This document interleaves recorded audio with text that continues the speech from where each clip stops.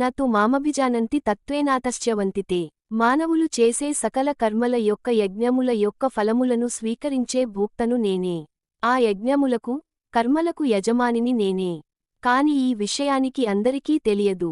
తెలుసుకోడానికి ప్రయత్నం చేయరు.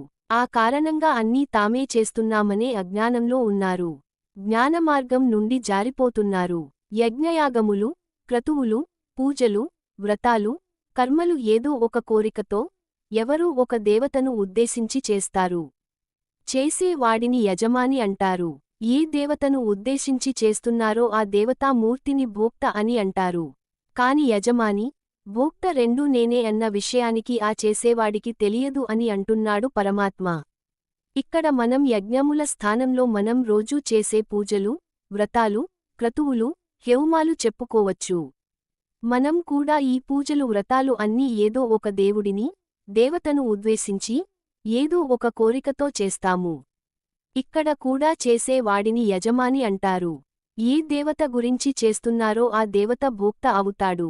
ఆ రెండూ పరమాత్మయే. ఈ విషయానికి తెలియని అజ్ఞానులు వివిధ దేవతలకు వివిధ పేర్లతో పూజలు వ్రతాలు చేస్తున్నారు. అవన్నీ తనే చేస్తున్నాడు. ఆ ఫలములు తానే అనుభవిస్తున్నాడు అనే అజ్ఞానంలో ఉంటాడు. కాని అన్నీ యజమాని, భోక్త రెండూ నేనే అనే సత్యాన్ని తెలుసుకుంటే పరమాత్మను పొందుతారు. కోరికలు ఉండవు, వాసనలు ఉండవు. కాబట్టి మానవులందరూ పరమాత్మ గురించిన అసలు జ్ఞానమును అలవరచుకోవాలి. అన్ని దేవతా స్వరూపాలు పరమాత్మయే. మన అజ్ఞానం కొద్దీ దేవతలకు రకరకాల పేర్లు రూపాలు కల్పించి వారి మధ్య భేదభావమును కల్పిస్తున్నాము. కోరికలు కోరుతున్నాము. సంసారము అనే మాయలో పడిపోతున్నాము. పరమాత్మ సర్వాంతర్యామి, అన్ని దేవతలలోనూ, జీవరాశులలోనూ ఆత్మస్వరూపుడుగా ఉన్నాడు. ఇది తెలుసుకోవడమే జ్ఞానము. ఈ జ్ఞానం ఉన్నవారికి దేవతామూర్తుల మధ్య ఎటువంటి భేదభావము ఉండదు. ఇవన్నీ నేనే చేస్తున్నాను, ఈ ఫలములు నాకే చెందాలి అనే అహంకారమూ ఉండదు. ఆ సమత్వాన్ని మనందరం అలవరచుకోవాలి.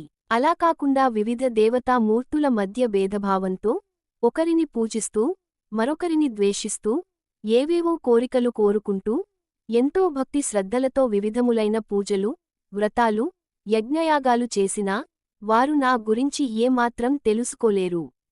మరలా మరలా సంసారములో పడుతూ ఉంటారు. జనన మరణ చక్రంలో తిరుగుతూ ఉంటారు అని చెబుతాడు కృష్ణుడు.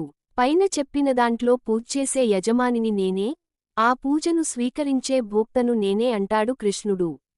అంటే ఇక్కడ పూజ చేసేవాడిలోనూ ఆయనే ఉన్నాడు, ఆ పూజను అందుకునే వాడిలోనూ ఆయనే ఉన్నాడు. దీని అర్థం ఏమిటి? అన్నిచోట్ల అన్ని జీవులలో నేనే ఉన్నాను అని పరమాత్మ చెప్పడం, మనలో ఉన్నది ఆ పరమాత్మనే అని మనం గుర్తించడం, అన్నింటిలో ఆ పరమాత్మనే ఉన్నాడని తెలుసుకున్నాక ఇక మనిషికి ఎన్ని రకాల తారతమ్యాలు, అన్ని రకాల బాధలు, అన్ని రకాల మనసు వేదనలు తొలగిపోతాయి. ఈ వీడియో మీకు నచ్చినట్లయితే లైక్ చేసి షేర్ చేసి సబ్స్క్రైబ్ చేసుకోగలరు. జై శ్రీరామ్.